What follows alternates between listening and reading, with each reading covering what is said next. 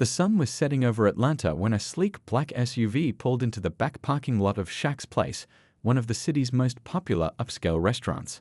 Behind the wheel sat Shaquille O'Neal himself, though he wouldn't know it at first glance. No fancy suit, no security team, no red carpet welcome. Just a man in jeans, a plain dark hoodie, and a baseball cap tugged down low. Time for a little undercover boss action, Shaq mumbled to himself with a smile, checking his reflection in the rearview mirror. He loved these secret visits to his restaurants. While other celebrities sent managers to check on their businesses, Big Shaq liked to see things with his own eyes. The massive former NBA star slid out of his custom-sized vehicle, his 7'1" frame making even the large SUV look small. He glanced around quickly before heading to the staff entrance at the back. A delivery guy pushing a dolly of produce boxes gave him a double take but said nothing. Evening, Shaq nodded politely, keeping his head down as he punched in the security code and slipped inside. The kitchen was bustling, cooks calling orders, flames jumping from skillets, the smell of sizzling steaks filling the air. This was the heartbeat of his restaurant, and it was pumping strong tonight. One of the line cooks spotted him and nearly dropped a pan of sautéed vegetables. Shaq quickly put a finger to his lips, and the cook nodded in understanding. This wasn't the first surprise visit. The head chef caught his eye from across the kitchen and gave a subtle thumbs up, continuing to plate a beautiful-looking meal as if the owner of the entire place wasn't standing just feet away. Shaq moved through the kitchen like a shadow, which was quite a feat for someone his size. His basketball days had taught him to be light on his feet despite his towering presence. He gently sidestepped a hurrying waiter carrying a tray of appetizers, careful not to cause a disaster. He paused near the swinging doors that led out to the main dining area. Through the small windows in the doors, he could see the restaurant was packed. Tables filled with laughing guests, waitstaff moving efficiently between them, soft lighting creating that perfect dinner atmosphere. Pride swelled in his chest.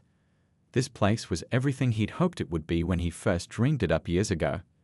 Looking good out there, he thought, planning to watch for a few more minutes before sneaking back out. He'd seen what he came to see, a well-oiled machine running smoothly even when the boss wasn't around. But then something caught his ear over the clatter of pots and pans. A sound that didn't belong among the kitchen noise and distant chatter of diners. Soft at first, then clearer, someone crying. Shaq turned his head, his trained athlete's senses pinpointing the sound to the small staff break room just down the hallway. The door was cracked open, and through it came the unmistakable sound of someone trying hard not to be heard while they broke down. His first instinct was to walk away. People deserve their privacy, especially when upset. But something in those muffled sobs tugged at him. In all his years as an athlete, businessman, and father, he'd learned that sometimes what people need most isn't privacy, but someone who cares enough to check if they're okay. Taking a deep breath, Shaq changed direction. His massive sneakers made barely a sound as he moved toward the break room. The crying grew louder. It was definitely a woman's voice, trying desperately to keep it together and failing. He hesitated outside the door. Should he knock? Walk away? Call a manager? But before he could decide, the toe of his shoe bumped the door, pushing it open just a bit wider with a soft creak. And that's when he saw her. A young woman sat hunched at the break room table, her server's uniform still crisp despite the long shift. Her face was buried in her hands, shoulders trembling with each quiet sob. Even through her fingers, Shaq could see the streaks of mascara running down her cheeks. This wasn't just someone having a bad day, this was deep pain. He recognized her right away. Ava. She'd been with the restaurant since day one, 3 years ago. Customers always requested her section because of her sunny personality and the way she remembered everyone's favorites. Seeing her broken down like this felt wrong, like watching a bird with a broken wing trying to fly. Shaq stood frozen in the doorway, his massive frame suddenly feeling awkward. Should he back away and pretend he never saw this? Call over a manager? Go in? As a dad to 6 kids, he knew sometimes people just needed space. But the big man's heart had always been as oversized as his shoes, and walking away from someone hurting this bad just wasn't in him. He cleared his throat softly, trying not to scare her. The sound made Ava's head snap up. For a split second, confusion crossed her tear-stained face, then recognition hit her like a lightning bolt. Her eyes went wide as dinner plates. "Oh my God, Mr. O'Neill," she gasped, frantically wiping at her cheeks with her sleeve. Red blotches covered her face, her eyes puffy from crying. She jumped to her feet so quickly she knocked over her water bottle. "I'm so sorry. I didn't know you were coming today. I was just taking a quick break. I'll get right back on the floor." Her hands shook as she tried to fix her appearance, tucking loose strands of hair behind her ears and straightening her name tag. The panic in her eyes broke Shaq's heart. She thought she was in trouble. Hey, take it easy," Shaq said softly, his deep voice gentle despite its natural rumble. He held up his hands in a calming gesture. "You're not in any trouble. Please, sit back down."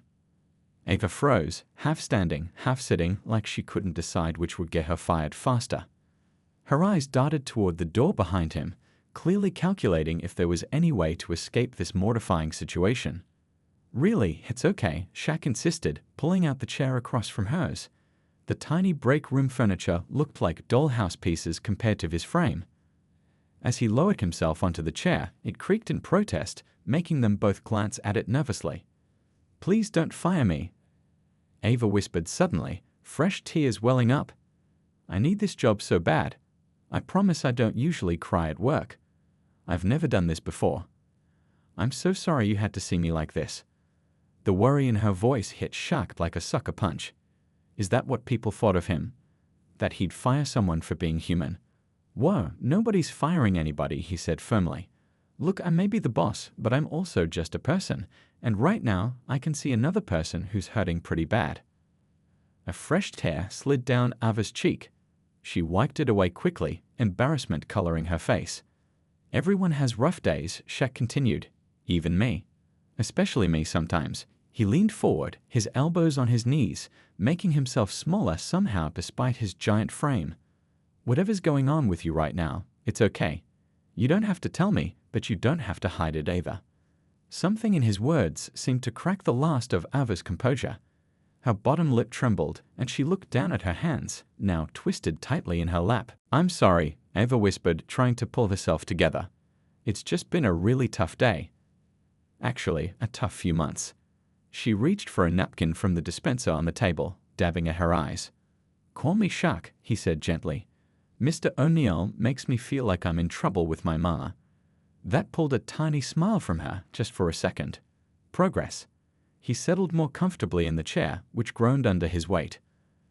The break room felt even smaller with him in it, but somehow his presence wasn't intimidating, it was comforting, like a living, breathing safety blanket had walked in.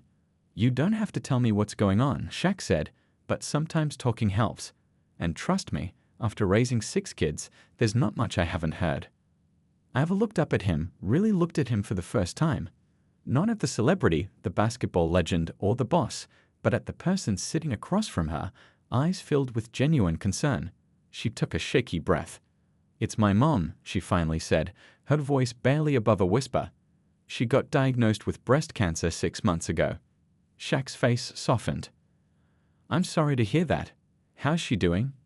"Not good," Ava admitted, twisting the damp napkin between her fingers. "The doctors found it late, stage 3. She needs this special treatment the oncologist recommended, but," her voice caught. "I just found out today the insurance company denied the claim. Said it was experimental or something." Shaq nodded slowly, his face serious. He'd heard stories like this too many times. "I've been picking up every extra shift I can," Ava continued, words tumbling out now like water through a broken dam. "Morning, night, weekends, holidays, doesn't matter. My little brother and sister need me too. They're still in high school. Dad's not in the picture, so it's just me." She looked down at her server's uniform, smoothing an invisible wrinkle. "Mom can't work anymore. The regular chemo makes her so sick. I'm behind on the rent, the medical bills keep piling up, and now this denial letter." A fresh tear slipped down her cheek. "I just don't know what to do anymore." The small break room fell silent except for the muffled sounds of the busy kitchen beyond the door. Shaq didn't immediately reply, but his mind was anything but quiet. Behind his thoughtful expression, wheels were turning, connections he could call, specialists he knew, foundations he worked with. "How old are your siblings?" he asked. Tana's 17, Bobby's 15, Ava replied, a hint of pride breaking through her sadness. That good kids. Tina's watching Mom tonight so I could work. Bobby's been mowing lawns on weekends to help with grocery money. Shaq nodded, impressed. Sounds like your mama raised a strong family. She's the strongest person I know. Ava said, straightening her shoulders a bit. That's why I can't give up. She never would. Shaq leaned forward, his massive hands folded on the table. Up close, Ava could see the championship ring on his finger, a reminder of the heights he'd reached. But his eyes held something more valuable than any jewelry, genuine compassion. Which hospital is your mom at? He asked casually, as if making conversation. Memorial downtown, Ava replied. Dr. Chen's her oncologist. Shaq nodded, filing away the information. And what's this treatment they're recommending? Some new immunotherapy combination. I don't understand all the medical terms, but it's supposed to be really effective for her type of cancer. The success rates are good, but since it's newer, she trailed off, the weight of it all visible in the slump of her shoulders. What Ava couldn't see was the plan already forming in Shaq's mind. The mental list of phone calls he'd make tonight. The connections at that very hospital he'd cultivated during his charity work. The specialists he could reach with a single text message. Listen, Shaq said, leaning back in the creaking chair. I want you to take it easy tonight. Tell Luis to cover your tables for the rest of your shift. Ava's eyes widened. But I need the tips. Shaq held up a hand. You'll get paid for the full shift. Consider it a mental health break. His tone was gentle but firm, the same voice he used with teammates who tried to play through injuries. I don't need charity, Ava said quietly, a flash of pride showing through her tears. It's not charity, Shaq replied. It's what decent humans do for each other. We look out for one another. He paused, then added, my mama taught me that. Sounds like yours taught you the same, raising such a responsible daughter. That seemed to reach her. Ava nodded slowly, shoulders relaxing just a little. Also, Shaq continued casually, my driver Randy is outside. He's gonna take you home tonight.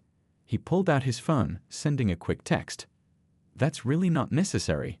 Randy's bored anyway, sits out there playing those phone games all night while waiting for me. You'd be doing him a favor, giving him something to do. The corner of Ava's mouth twitched up slightly. They both knew it wasn't true, but his attempt to preserve her dignity touched her.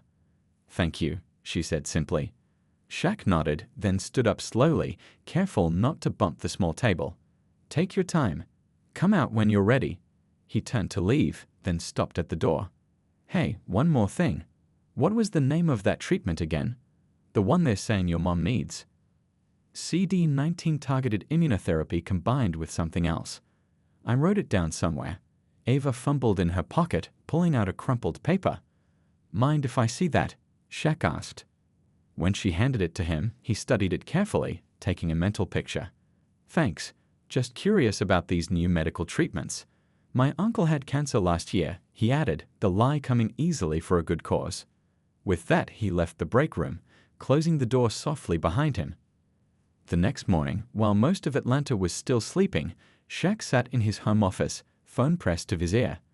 Sunrise painted his windows orange as he worked his way through a list of contacts. This wasn't his first time leveraging his fame for something that mattered, but he was always careful about it. No cameras, no social media posts, no public praise. Dave, it's Shaq.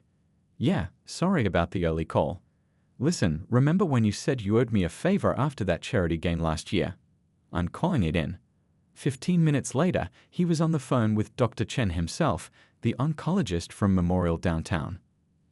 I understand patient confidentiality, doctor. I'm not asking for details. I just want to know if this treatment would help her. Shaq listened intently, nodding. And if money wasn't an issue? If the insurance problem went away? Another pause. That's what I thought. Let me make a few calls. By noon, he'd spoken with his financial advisor, his lawyer, and the hospital's administrative director. By 2 o'clock, paperwork was being processed. By 4, he'd established a private foundation specifically designed to help families dealing with cancer treatment costs, with Ava's mother as its first recipient. No press release, no tax write-off, no strings attached. When his assistant asked if they should notify the family about who was behind the funding, Shaq shook his head. Anonymous donation, he insisted. Sometimes the best assists are the ones nobody sees on the highlight reel. He thought back to Ava's tired eyes, to the way she tried to hide her pain while serving tables. He thought about her siblings pitching in, about their mother fighting a battle bigger than any championship game. Some people face giants every day without a spotlight, without fans cheering them on. That evening, Shaq attended a glitzy celebrity event, smiling for cameras and signing autographs. Nobody knew that between handshakes and pose photos, he was texting his contacts, confirming that everything was set up for Ava's family. The world saw the superstar in a designer suit, but only Shaq knew about the quiet battle he was helping fight behind the scenes. 10 days had passed since Ava's breakdown in the break room. The morning was busy at Shaq's place, with the breakfast crowd just starting to thin out.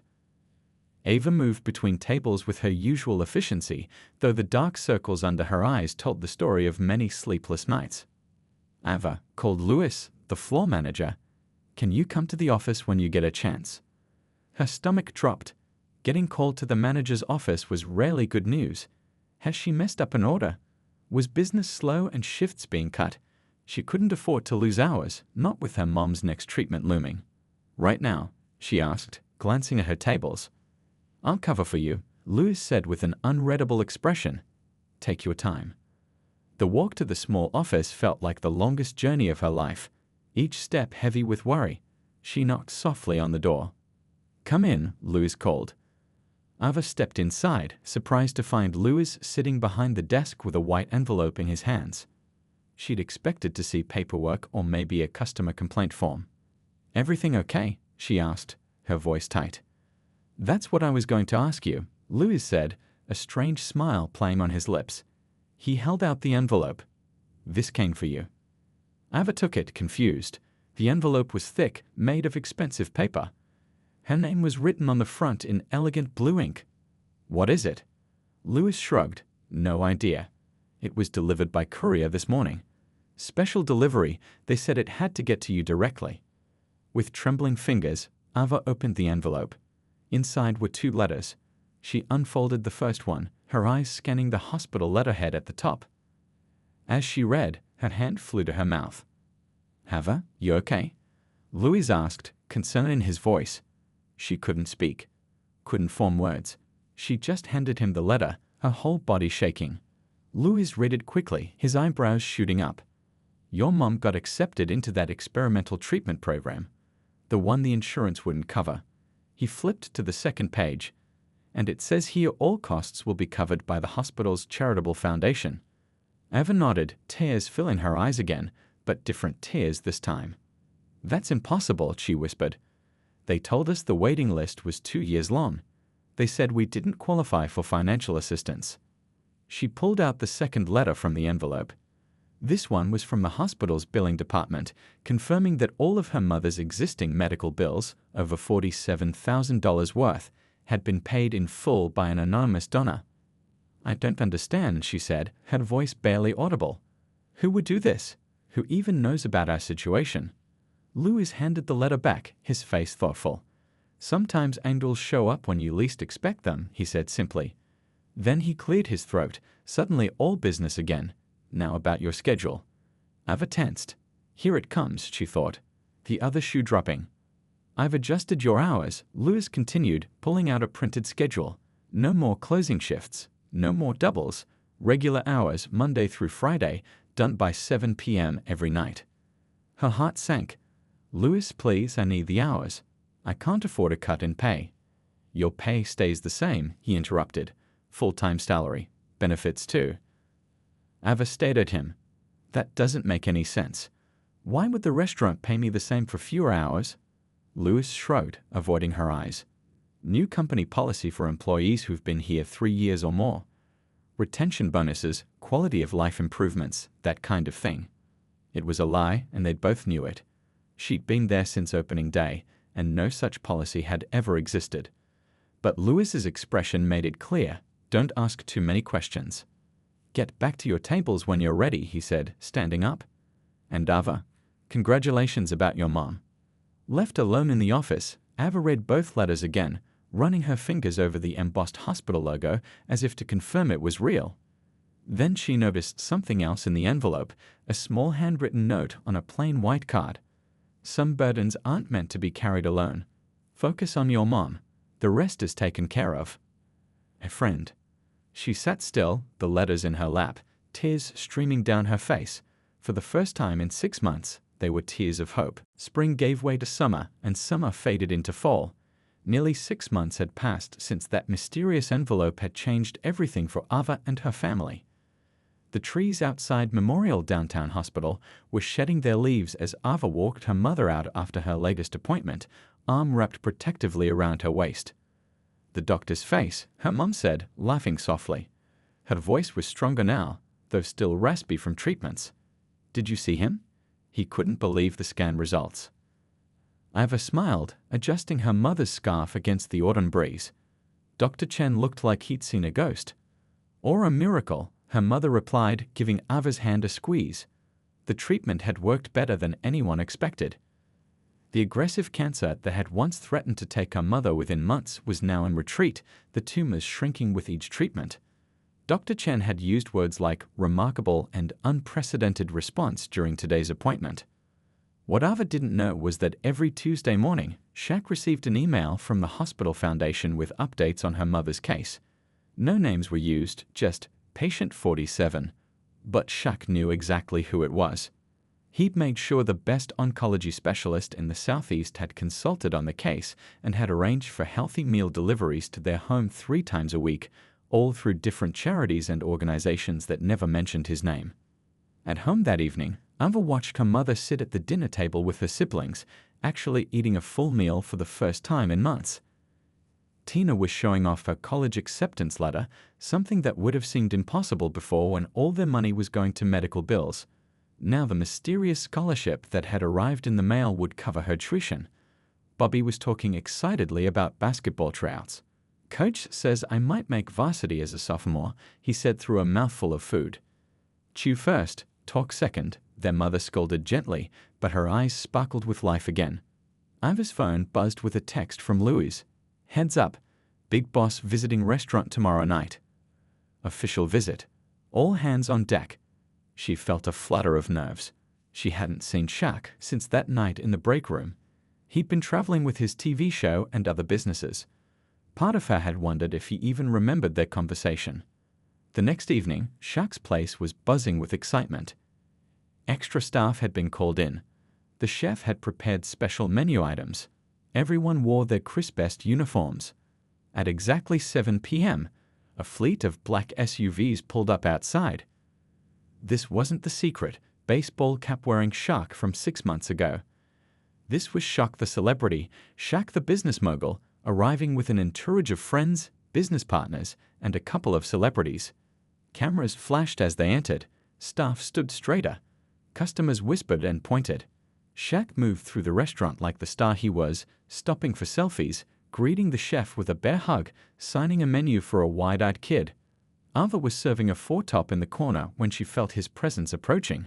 She turned to find all 6'15" of him standing there, dressed in a custom suit that probably cost more than her car. "Evening, Ava," he said casually, as if they spoke every day. Food treating these good people right. Her customers stared open-mouthed at the interaction. Ava managed a professional smile despite her racing heart. "Yes, sir, Mr. O'Meal. Just brought out their entrees." Shaq nodded approvingly, then asked something that made her breath catch. "How's your mom doing these days?" He remembered. With everything in his busy, famous life, he had remembered her mom's cancer. She's doing amazingly well, actually," Ava said, genuine joy breaking through her professional demeanor. "The doctors can't believe how well she's responding to the treatment. Her latest scans show the tumor shrinking. It's like a miracle happened." Something flickered in Shaq's eyes, satisfaction, perhaps, but his expression gave nothing away. "Sometimes miracles have a little help," he said with a small wink. Then, before she could respond, he was moving on to the next table, leaving Ava staring after him with a strange feeling that there was more to his words than simple encouragement. 1 year after that tearful night in the break room, Ava's mother received the news they'd been praying for, remission. The doctors were careful not to use the word cured, but their smiles said everything words couldn't. "Let's celebrate," her mother suggested over the phone when Ava called during her lunch break. "Let's go out somewhere special, just you and me." Ava smiled. "I know just the place." That evening, she helped her mother get ready for their night out. The woman who had once been too weak to brush her own hair now fussed over which earrings to wear, her face fuller, her eyes bright again. She'd gained back most of the weight she'd lost during treatment. Her hair was growing in, short but stylish. "You look beautiful, Mom," Ava said, throat tight with emotion as they stood side by side in the mirror. Her mother smoothed down her new dress, a gift from Tina and Bobby. "Where are we going that's so fancy anyway?" Ava just smiled. "You'll see." When the taxi pulled up in front of Shaq's place, her mother's eyes widened. "Here." "But honey, this is expensive." "We deserve expensive tonight," Ava replied, helping her mother out of the car. "Besides, I get an employee discount." What Ava didn't know was that Louis had received specific instructions for their visit. The best table in the house had been reserved, despite the usual 2-month waiting list for that spot. The chef had prepared special menu items not available to other diners. And upstairs in his private office, Shaq himself had arrived an hour earlier, watching security camera feeds until he saw them enter. "Your table, ladies," said the host, leading them to a quiet corner with a perfect view of the Atlanta skyline. A bottle of champagne already waited in an ice bucket beside the table. "There must be some mistake," Ava said, looking at the champagne. "We didn't order this." "Compliments of the house," the host replied with a smile, "in honor of your mother's recovery." Ava's mother looked at her daughter in surprise. "They know about that?" Before Ava could answer, their server appeared with appetizers they hadn't ordered, explaining each dish with flourish. Course after course followed, each more delicious than the last, none of them appearing on any bill. After the dessert plates were cleared, Ava excused herself to use the restroom. "I'll be right back, Mom." As soon as Ava was out of sight, a massive figure approached the table. Her mother looked up and up into the smiling face of Shaquille O'Neal. "Evening, ma'am," Shaq said softly, extending his hand. "Mind if I join you for a minute?" Too surprised to speak, she nodded. Shaq settled carefully into the chair across from her, which creaked under his weight. "I'm so happy to see you healthy," he said, his voice gentle despite its deep rumble. Her mother found her voice at last. "You're Ava's boss. She talks about you." Shaq smiled. "All good things, I hope." A moment of silence passed between them. Then, with tears gathering in her eyes, Ava's mother leaned forward. "It was you, wasn't it?" she whispered. "The anonymous donor. The treatment program that suddenly had an opening. The bills that disappeared overnight." Her hands trembled slightly on the table. A mother knows when someone has saved her family. "Ava never figured it out, but I did." Shaq's expression neither confirmed nor denied, but something in his eyes gave him away. He placed a finger to his lips. "Some assists don't need to show up on the stat sheet," he said quietly, using basketball terms. "Just promise me one thing, keep fighting.